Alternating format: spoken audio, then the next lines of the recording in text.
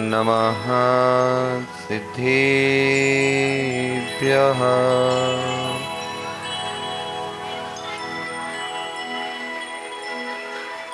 ॐ नमः सिद्धेभ्यः।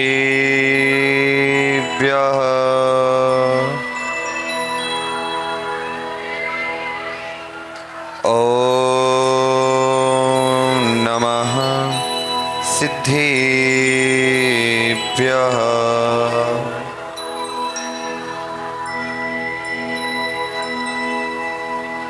अरिहन्तो भगवन्तेन्द्रमहिता सिद्धात्वसिद्धीश्वरा आचार्या जिन शासनोन्नतिकरा पूजा उपाध्यायका श्री सिद्धांत सुपाठका मुनिवरा रत्नात्रया राधिका पंचैते परमेष्टिना प्रतिदिनं कुर्वन्तु ते मंगलम् कुर्वन्तु मे मंगलम् कुर्वन्तु वो मंगलम्। बोलिए अनंतानंत सिद्ध परमेष्टि भगवान की। परम पूजनीय प्रातः स्मरणीय चिंतामणि पाशनाथ भगवान की। वर्तमान ससनायक महावीर भगवान की। परम पूजनीय गणाचार्य विराट सागर जी महाराज की। परम पूजनीय आचार्य गुरु विशुद्ध सागर जी महाराज की।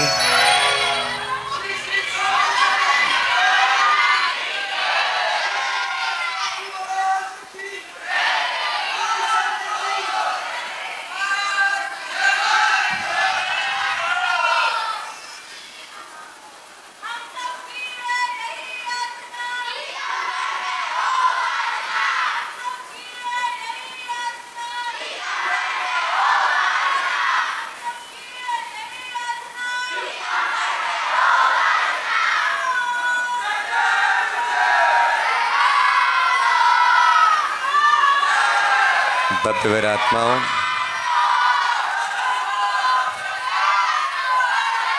ओम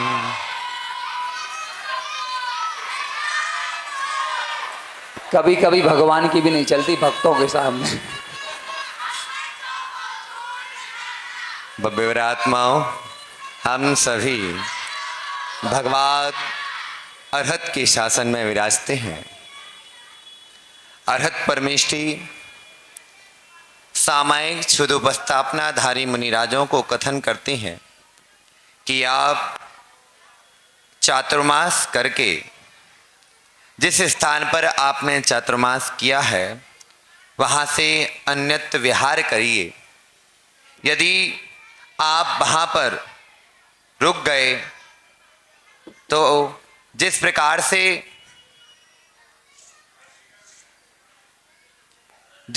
से पानी रुक जाता है तो वह सड़ जाता है, उसी प्रकार से यदि कोई मुनि या कोई संघ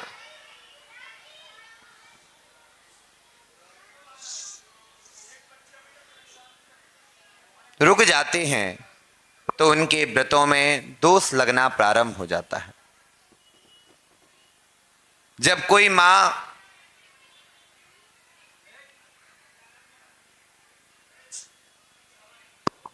किसी को समझाओ नहीं, जिनको रोना है रो लेने दो, है ना।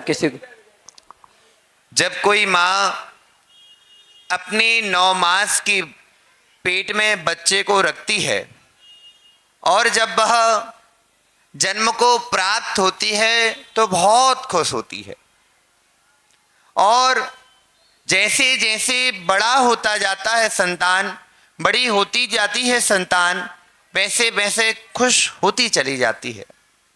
लेकिन जय भैया, यदि वह संतान कभी अपनी माँ के आंचल को छोड़कर कहीं बाहर जाती है तो माँ को बहुत पीड़ा होती है। कल शाम को जैसे ही रथ यात्रा पूर्ण हुई, मैं अपने कक्ष में पहुंचा तो मैंने कक्ष का माहौल ऐसा देखा कि जैसे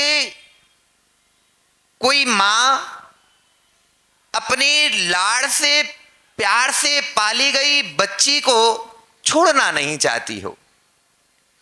जब उनकी अश्रु धाराओं को देख रहा था तो ऐसा लग रहा था कि देखो, मैं जना तो किसी एक स्त्री से था, लेकिन आज मुझे कई मां एक साथ मिल गई हैं।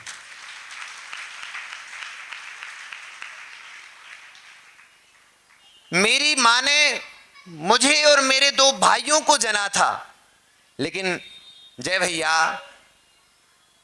कल ऐसा दृश्य दिख रहा था कि संजय भैया बैठे बैठे रोने लगे कि महाराज, उनको पता है कि जाना है, लेकिन बाद में कहने लगे अभी तो रुक जाओ। जब राग की महिमा इतनी होती है कि एक मां अपनी बेटी को छोड़ने जाती है तो रोना प्रारंभ कर देती है, और जब अनुराग की महिमा कैसी कहें, ये धर्मात्माओं के प्रति अनुराग है कि हे मुनि, आप मत जाओ, क्योंकि मैंने आपको 4 मास बच्चे की तरह पाला है।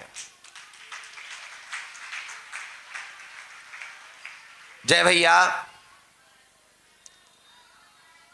मैंने कुछ नहीं पढ़ाया, मैंने कुछ नहीं पढ़ाया, क्योंकि मैं पढ़ाने लायक हूं ही नहीं।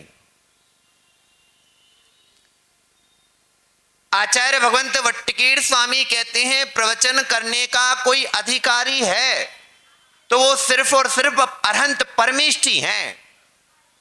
हम प्रवचन करने के अधिकारी नहीं है।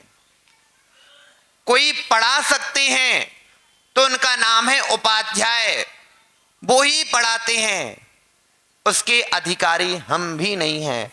मात्र हमें अध्ययन और ध्यान के कार्य में ही संलग्न रहना चाहिए। लेकिन मैंने इस टीकमगढ़ की नगरी में जो सीखा है, पर्व,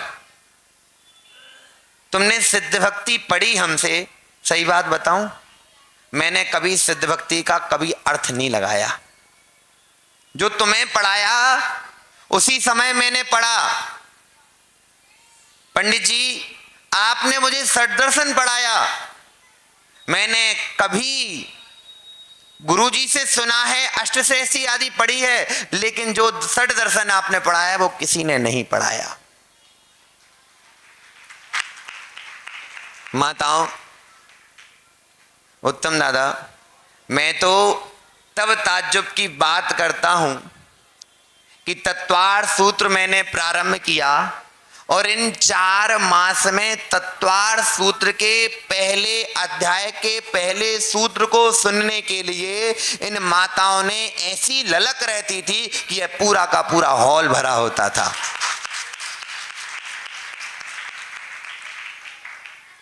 लेकिन मां क्या कहें, क्या कहें, दीदी अब भाई को जाना है, अब भाई को जाना है। अब वो तो केवली के ज्ञान में है, वो तो जाके आना है, वो तो बात अलग है। लेकिन मां, अब तो आपके साथ का समय पूरा हो चुका, हमारा दाना पानी टीकमगढ़ का इतना ही था। पुरानी हो गई हवेली, पुराना आसियाना है, उड़ चलो चिड़िया, यह पुराना जमाना है। चक्रेश जी, जब पहले दिन मैं आया था तब वो गुरुजी की भीड़ थी। पहले दिन मैं आया था, उस दिन पहले गुरुजी की भीड़ थी, आज ये मेरी भीड़ है।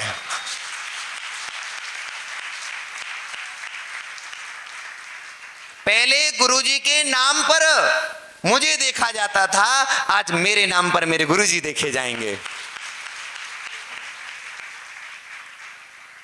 जय भैया, एक छोटी सी बात कहता हूं। लोगों ने कई प्रकार की धारणा बना के रखी थी जब तक मैं नहीं आया था। कैसे होंगे इतनी चंचली महाराज, कितनी चंचलता करते हैं, उपद्रवी लाल हैं, गुरुजी हर समय डांटते रहते हैं।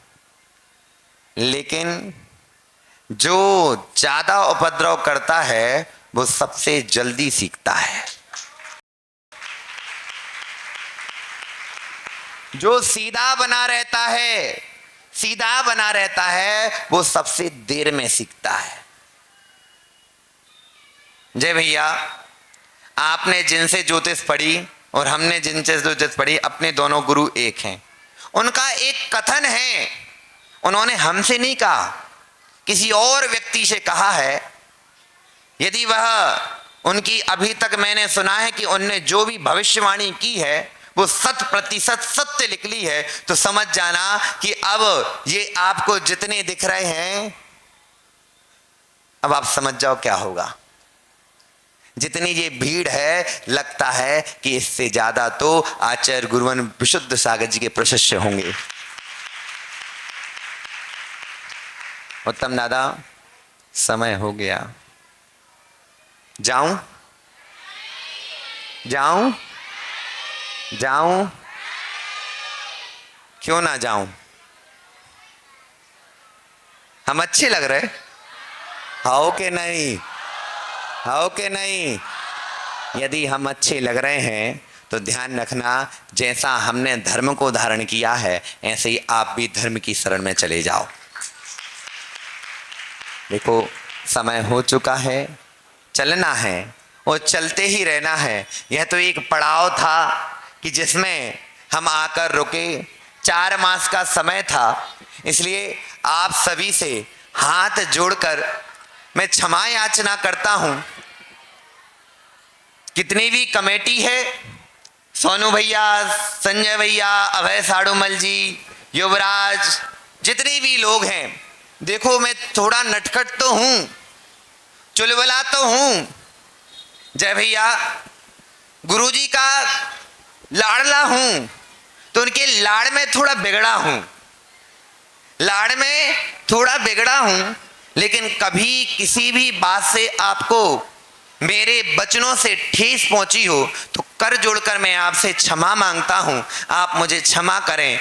क्यों? क्योंकि मैं आपके पुत्र के समान हूं और पुत्र को माता और पिता क्षमा कर देते हैं। इसलिए आप सभी से क्षमा है और मेरी तरफ से सभी को क्षमा है। मैं तो पुत्र हूं, नटखट हूं सोनू भैया, उपद्रव तो मचाऊंगा, उपद्रव तो मचाऊंगा। राजा भैया, यदि मैं उपद्रव नहीं मचाऊंगा तो सोनू भैया में देख भी कहां से आएंगे। क्यों? क्योंकि मुझे धर्म की पताका फैलानी है। हमें स्वयं का नाम नहीं करना, मुझे मेरे गुरु का और भगवान महावीर का नाम करना है, जिससे यह धर्म आगे चलता जाए और उनके जैसे सभी निर्गंत नाथ बनते चले जाएं। बस यही मंगल कामना आप सभी से कि जैसे आपने मेरा चातुर्मास कराया है, ऐसे आने वाले सभी साधुओं का, पिच्छी कमंडलधारी मुनि श्रावक श्राविकाओं का, आरिकाओं का चातुर्मास कराते रहें और अपना जीवन सफल करें। मैं जा रहा हूं, मैं जा रहा हूं, मुझे अच्छा चलता हूं, दुआओं में याद रखना। समय हो चुका है और समय पर किया हुआ काम समय को दिलाता है। बोलो भगवान महावीर स्वामी की।